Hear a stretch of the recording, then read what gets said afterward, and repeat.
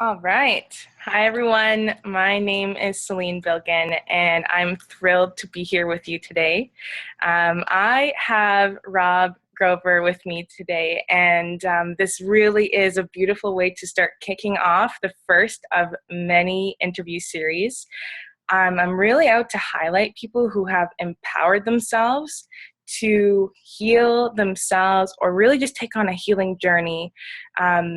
Despite their circumstances. And this really birthed out of my own storms and all the things that I have gone through with my body and health and mindset, and really seeing the role of personal responsibility and complete lifestyle shifts sometimes as well. So I'm thrilled you're here and that you're watching this. Rob, I am so excited that you are here. And we can get started with that. And I just want to say that because we're speaking about health, the show is not intended as a substitute for any medical advice. It's not intended to cure anything. So please consult with your health professional before taking on or engaging in any of the suggestions that we talk about on the show. So, Rob. Hi. Hi. So, Rob is someone that I'm so excited to interview. He is a transformational educator and an intuitive strategist. And Rob, what I love about the work that you do is that you, coming from a successful corporate career, this is something in earth sciences that you wanted to pursue as a child, and you pursued that, and you had this internal knowing and this awareness that there is so much more for you, right? And really, I love that you combine the study of earth and their intricate relationships, and then along with your over 12 years of experience with mentorship and training, and you really help people achieve the results that they want in their life, and people who are stuck or just really in the daily grind, and really seeing that the miracle that they are. Mm-hmm. So I'm really looking forward to hearing about your story with this, and I'd love to know and have you share really what is your story. How did you get to that corporate to jump and really and in regards to health, what was the condition that you were diagnosed with? So I was never formally diagnosed with like an actual label, because that's one of the things that my naturopath didn't want to give me. And because he believes that sometimes we live into those labels. So the allopathic world diagnosed me with a malabsorption issue. Mm-hmm. I wasn't absorbing fats. And as someone who's 6'2", I'm about 165 pounds now. I was about 138 at my lightest. So I just wasn't absorbing food properly and just super stressed. But malabsorption was the key issue, that I wasn't absorbing food and I wasn't absorbing life. Mm-hmm. That's great. I want to break that down actually as well further. That's so great. So when you weren't absorbing food and how did that actually impact your day-to-day, like career? Was it discomfort during the day? What did that look like? Oh, I had massive abdominal cramps, massive headaches, food sensitivities galore. No matter what I ate, there was typically some type of repercussion that it didn't agree with my body. And I started to notice specific sensitivities to food, but I was kind of ignoring it. So weight loss, malabsorption of fat, and headaches, fatigue, massive chronic fatigue for about a year and a half, and just wasn't getting anywhere. There was certain things going on with me physically that modern medicine couldn't explain. And no matter how many MRIs or blood tests or whatever I had done, they came back and said, there's nothing wrong with you. The only thing that's taking place is you're not absorbing fats.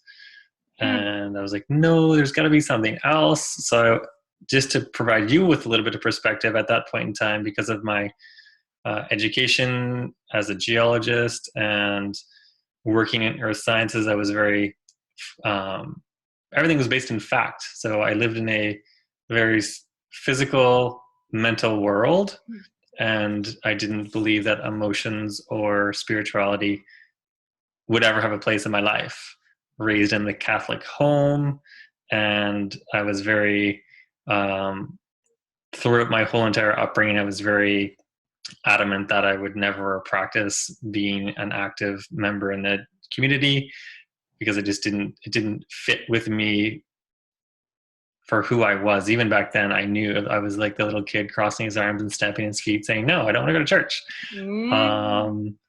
So I don't, there was always a sense that there was more there than just the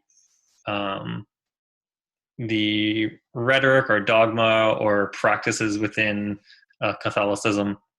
And so I kind of strayed from religion and like any practice of spirituality whatsoever, and went hardcore into sciences for a good probably but from 1996 to about 2005. Very fact-based, everything, like there has to be a reason for everything, and you like a scientific observable reason for exactly it. You must be able to quantify my problem, right? So here you are, you're like experiencing these body symptoms, and you're like, and then you're seeing that the tests are saying, we're not seeing anything actually wrong. Yeah. So what was that like when you know it's happening and you're not getting the results? What was the thought that was going in your head? There's something wrong with me. There's something wrong with me. I'm waiting for the next test. What's going to show up? There's something wrong with me. There's something wrong with me. Because one of the things that was happening for me was I started to see energy. And I could see color and different things. I'd be sitting in a meeting and all of a sudden I'd see this bright orange flash from someone's head, and I was like, what is wrong with me? Like, so at the same time this was happening, right? Yeah. And so I was gathering evidence to basically say there was something wrong with me. Like I'm totally right. I'm like, I went to a neurologist. They had put me through an MRI, and they're like, no, nothing's wrong. And even like the neurologist was like, no, we can't find anything. And I was like, and to this day, I still see color and I can feel the energy. And so essentially, like, I'd say maybe as early as 2003, I had a spiritual awakening. And I think that's when my health sort of started to go downhill until about 2005, because there were spiritual phenomena that were happening. I was seeing color. I was seeing things and sensing things and hearing things and feeling things that science couldn't explain. Right. And so here you are, you're like you're having issues with the body, and then all of a sudden you're like having, like non-physical experiences, and so you're gathering evidence of like, okay, there's definitely something wrong here. Yeah. So when is the moment that you start to say, okay, the facts are not showing me, in this evidence base, and like obviously we have both for a reason, but then there's many of us who are just kind of in that one line. When was that moment that you said, okay, there's more to this, and I'm going to start looking for other answers and other ways? Yeah, there's probably 3 incidents that come to mind. I went to see a gastroenterologist, and so specialist for like digestion, and he wanted to give me prescription medication, and the list of side effects from the medication were as long as the symptoms that I was having. I was like, well, I don't want more headache. I don't want more diarrhea. I don't want more abdominal cramps. Totally. Yeah. And I don't want more fatigue. I can't be more fatigued. Yeah. And so I just said, okay, no, I'm not doing this. I'm not taking the drugs. So the next day I call a naturopath, and I credit him to being part of my journey to my healing journey. Basically started then. And what made you choose to call a naturopath at that moment? I just felt like there was more to it than modern medicine could explain, because I'd been going through testing and lab work and all this stuff for about 2 years. Wow. And I was just like, okay, enough is enough. So, because the symptoms probably started in 2003, and then 2000 and the fall of 2005 was when I was like, okay, enough is enough. Someone else has to have another answer. I was researching different types of healing modalities, and different things were piquing my interest, and I'd see literally I'd see different signs that say like Reiki, energy healing, and I'd be on a bus somewhere and the sign would sort of just like pop up out of nowhere. I was like, what's that? And Notice, right? yeah, I was starting to notice different things, or I was feeling a pull towards them. And so finally I went to see the naturopath. That was probably November of '05. December of '05, I went to see a massage therapist who also practiced Reiki. And at the end of the session, she said to me, can I like give you a Reiki session? And I said, sure. I sort of know a little bit about it, but not too much. And I was gathering evidence. So I was laying on the table after the massage and had this big bright white light. My eyes were closed. A big bright white light flashed on my right side of my body, and just this surge of energy moved through the room. And after the session, I was just sort of like, what the heck was that? Right. It's like, here comes like this guy who's all, science and facts. And it's like, I feel like sometimes these things happen to the people, or can happen to the people who are least likely to ever believe in it. Yeah. Like, someone could be listening and be like, well, what, like, I've never heard of that before. That sounds, and it's just, it's funny until it happens to you. You're like, wow. Yeah. There was no denying what I saw. Yeah. Yeah, absolutely. Absolutely. And it's like, and that's really what I love to highlight too, is like really, obviously Western medicine has its place and logic and totally. I mean, for me, when I was, there's been times where I need it, but then there's so much beyond just, like the allopathic medicine. And so I'm really interested in hearing more about some of the shifts that you started to make when you saw a naturopath. So what were the first kind of shifts that you had physically, with food and that kind? And then I want to know more about what were some of the thoughts that you had to shift as well. Yeah, so the naturopath that I saw, he provided a very strict diet, which being that I was scientific, and I was like, okay, you're giving me a protocol, I can follow this to a T. So it was basically no apples, oranges, bananas, so no acidic fruits, very low fruit diet, high vegetable. You'd have a grain, so non-glutinous. So amaranth, quinoa, rice, millet, and then some type of protein, animal protein, whether it be beef, chicken, turkey, no pork, and a vegetable of some sort. And everything had to be, there was no like raw food because my system wasn't able to break it down. So so there's grain, protein, vegetable, and then there was nuts and or seeds that were typically in like not a powder form, but like a chopped up form, and then an oil of some sort added to the meal afterwards. And so there's no dairy, no gluten, no caffeine, no sugar, and I'm trying to remember what else. That was sort of the main idea behind the diet. Right. So I changed I cut out a lot of gluten. So no bread, no dairy whatsoever. And so went to a very simple, basic diet, but I learned through the process like how to make it actually flavorful and make it like at first it was like, wow, I'm like having like cardboard and water for dinner. Totally, totally. And I think that's the thing where I think sometimes people can be almost, I don't like not fearful, but apprehensive to change their diet because you're like, oh, what, like, like, Yeah. and then and it's funny because when we talk about this, like, we're eating the vegetables and the fruit. It's like, really, well, what else are we actually eating if this is like the strict protocol, right? It's like, really, what else? Because you go to the grocery store, there's everything is a food-like substance, Mm-hmm. you know, Yeah. and so you learned. How did you learn to make things flavorful?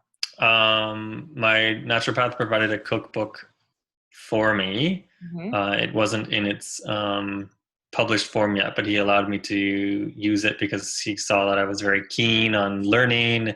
And then I also helped him edit it. Cool. And yeah, he was a brilliant naturopath from Calgary because that's where I was living at the time. Mm. And I accredit him to helping me help myself to save my life because I really didn't think that like if I kept going, I was going to just continue to lose weight. And so slowly but surely with the modified diet, I started to gain weight. And then with the supplements, both herbal tinctures and homeopathic remedies, Mm-hmm. I would see him once a month, and every month it would change. Mm-hmm. So he used his intuition along with my intuition Mm-hmm. to get to the point where I could feel what would make my body solidly grounded so that it could go through a healing process for the next 4 weeks. And then I'd see him again. And so, yeah, he used homeopathic remedies, supplements, and herbal tinctures, and then a very regimented diet. Mm-hmm. And I did that for a good year and a half. Mm-hmm. And like I was very regimented about it. I would get up and I would literally have dinner for breakfast. I would have chicken and quinoa and some broccoli with like some like walnuts on top and like pumpkin seed oil. And that's what I'd have for breakfast. Totally. Uh, Yeah. and it was like, why not? Why not put gas in your car before you go for a drive all day long? That's right. That's right. And you look around the world, and many different cultures have like a hearty meal like that. Whereas in the West, you go down the aisle, there's like we have aisles of sugary cereals and like protein bars and Mm-hmm. all of the stuff. It's like, how we start our day, even physically, makes such an impact for, our clarity of mind, our focus, our just our well-being, and we don't even really know how good we're designed to feel. I'm figuring this out every single day until we start to. Totally. So, And a big part of the transformation for me was not only diet, but because I was experiencing all these different things and no one could explain it. And so I started reading different books. One of them was Way of the Peaceful Warrior by Dan Millman, a book that changes lives, and it changed my life. And then I also read a book by Adam McLeod, Dream Healer, Never heard who's of it. from Vancouver, Awesome. Burnaby, and so he's an energy healer. And I went to his workshop back in October of 2006, and like everything that he was talking about seeing energy and feeling it was like, this is amazing. Like this guy can see what I see. Oh, And yeah. I remember you were telling me actually when we went for coffee. Yeah. Yeah. yeah, So and how did actually being able to relate to that world actually impact your day to day? I stopped thinking that there's something wrong with me, and I started thinking I'm okay. Mhm. It's like, Mhm. wait a minute, I am like in this very moment, I am okay. Yeah. And how long was the thought of something's wrong with me before it manifested in your body? How long was that? Was that the first time you had thought that, or do you think it was like a chronic thought that you had? I think it was there specifically for a good 2 years. It might have been there beforehand. Mm-hmm. Um, but it was definitely there for a good 2 years of like seeing energy and feeling it, and just being present to all these what I thought at the time were weird things, and and yeah, so it was a good 2 years for sure until I had the switch. Probably 2.5 years until I had the switch of reading the book, and one of the instructions was to realize that if you're not well, or if there's certain things going on with you, you can tell yourself, I am okay. Mm-hmm. And tomorrow I'm going to be even more okay. And so that's when it sort of started, like the uphill ascent to better health was when I started telling myself, hey, I'm okay. Mm-hmm. Mm-hmm. I'm Yeah. so glad that you mentioned that, because I've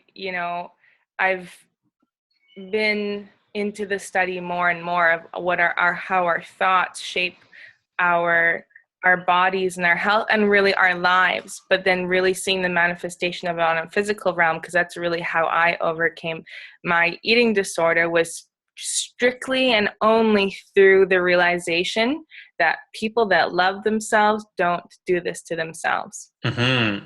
And so the thought of saying, I'm okay, and really the message to anybody hearing this, and not hearing it, just kind of like overall, my wish for people is to realize that they are okay and that they're Mm-hmm. okay.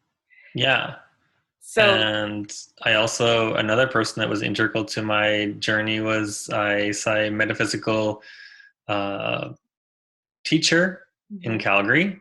mhm. And like from the very first time that I met with her, I told her what was going on with me, and she was like, Rob, she said, everyone else who can't see what you're seeing, they are the ones who have something wrong with them. So like take it as a gift and run with it. Totally. And yeah, so that sort of helped me own it and be like, okay, it is okay, and I am okay. And say more about that, when the fact that because I don't believe that most people are able to see energy quite yet, or maybe they have senses of it. um Mm-hmm. what can you say more about that? Yeah, definitely. I think because Dream Healer or Adam McLeod, his books are really great in that they can teach anyone and everyone to actually see it, Mm-hmm. to see energy. Mm-hmm. And for me, it explained what I was seeing, and then it even increased it as well. And now I'm at the point where I can actually like sense it and see images of that energy when I'm talking with people. Hmm. Um, and so it's every human being is capable of seeing it. Yes. We most likely, I think, from the ages of 0 to 5, we can see it because of our educational institutions, because of the world that most of our parents live in. They live in it. It's only real if it you can hold it in. So most of the time, we can't hold that energy in hand because it's surrounding us. So they're like, that's poppycock, or that's just not real. That's like, Totally. but it is. It's really catching up, and like Curly and photography That's right. and aspects that allow us to actually see the energy that surrounds people, and that the energy that we emit, and that's how we can connect with people. you know it, Um, Absolutely. You're just cutting out there on my end just a little bit. okay.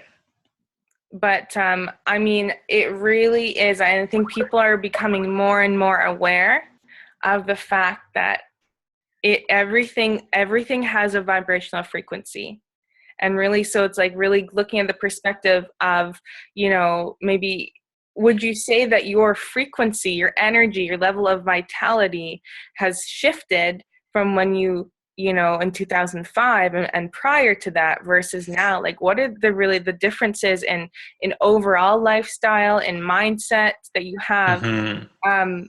What are like the concrete differences that you live now? Yeah, I pay much closer attention to what I put in my body, and I honor my body as well with daily meditation. If I, because that's something else that I started too, was through working with Mario in Calgary. She helped me develop my own like daily meditation practice, and when I have that in my day, it just helps me keep myself clear. And it's like I don't get mixed messages from other people. I can just be more present in my own body. And so some of the evidence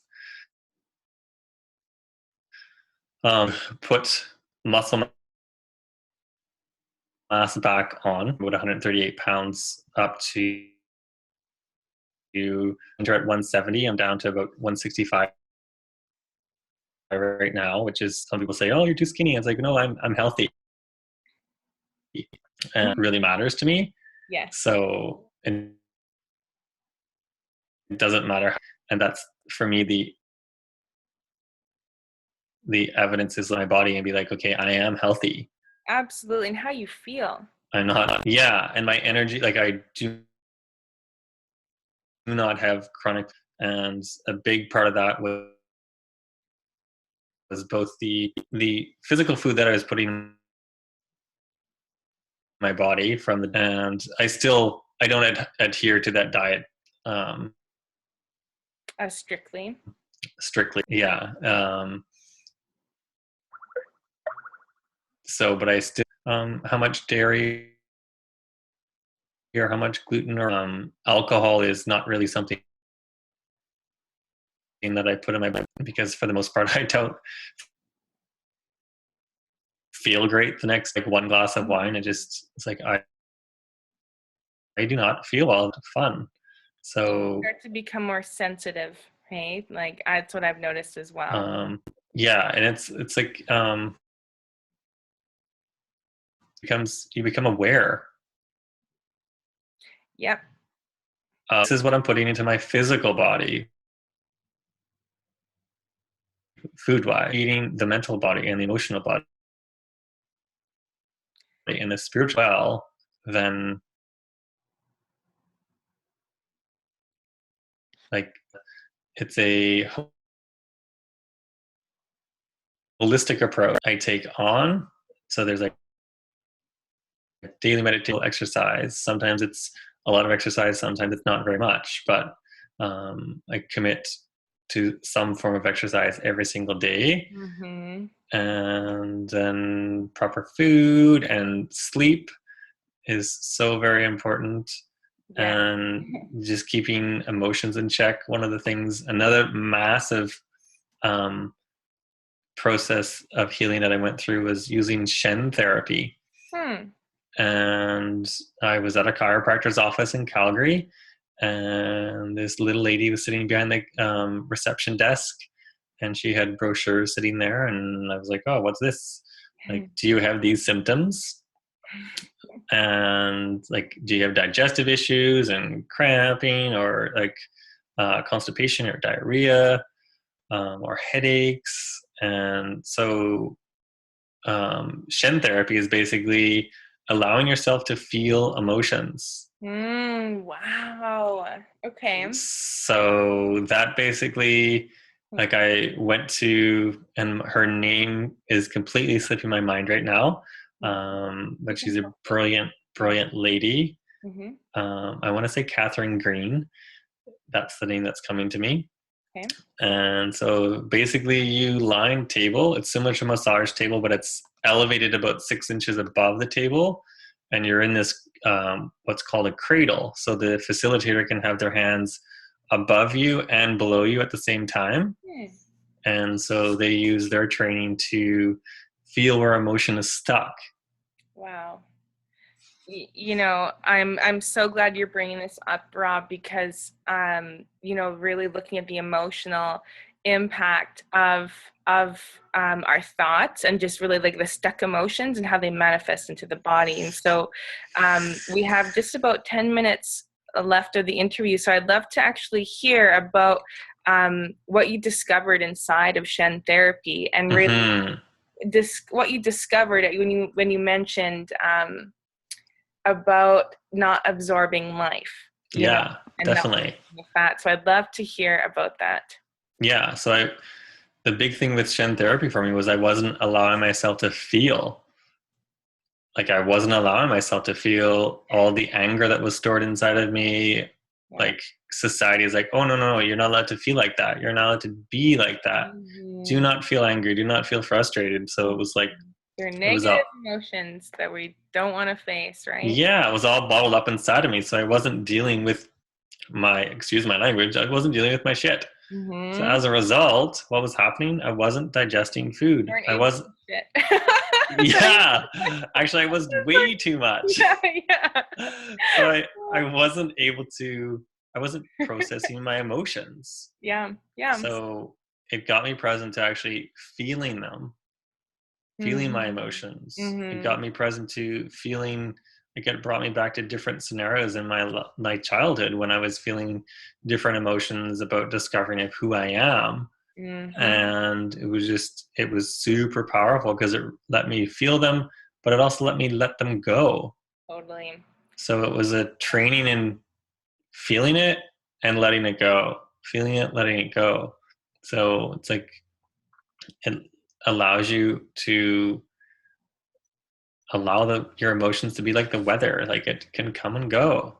You know, it's so true, because I mean, even for myself, I was afraid of experiencing my negative emotion because it was bad, and I was scared that I would be stuck there, and like how long would I feel like the way that I was, you know, I avoided it at all costs, even through reading, even through watching, you know, a video, anything, right? So just anything but facing how I actually felt. Yeah. And that's just so brilliant, because it's like when we're able to be with ourselves and how we feel, it passes. That's how we can actually honor it and then let it pass. Yeah. And it's like for the longest time I wasn't able to cry, because that's another thing. Society is like, oh, boys don't cry, like don't cry, it shows weakness. Absolutely. And it really got me present. Like I can cry now in the drop of a hat. So it just got me present to like allowing myself to feel my emotions. And if I feel like crying, it's like a cry. It can sometimes be a happy joy, like a joyful cry. And it just gets you present to that we are humans. Like we have emotions. We're supposed to have emotions. That's part of our makeup. And so just honoring that just allowed me to be more into like the spirit of who I am. Yes. And you know, you capture it so beautifully. It's like really seeing that it's like the body is kind of saying, hey, like look at me, I need to feel, I need to experience these emotions, I need to be fueled.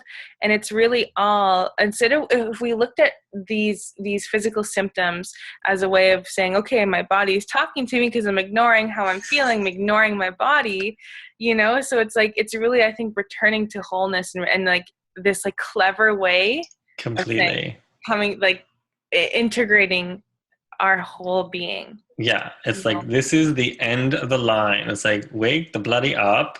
Yeah. Pay attention to what your body's showing you, because you're not paying attention. Yeah. So guess what? I'm going to give you cramps until you deal with like your crap. Yeah. And I'm going to give you headaches. I'm going to give you chronic fatigue so that you actually sit in your ass and get present with who you are.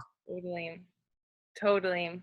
Absolutely. I mean, I think what a beautiful, I mean, like, witness of your own journey of really seeing like, okay, like this is exactly, you know, what it boils down to, the essence of it, and just trying different modalities and having that journey. Because I think often we'll kind of like have that quick fix, or kind of like put it into someone else's hands, like just do it for me, right? Yeah.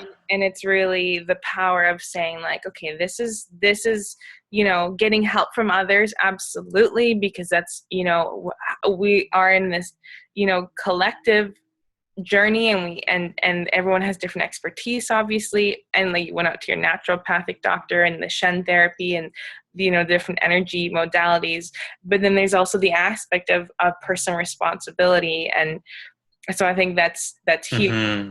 So thank you for really sharing that. You really captured it so beautifully.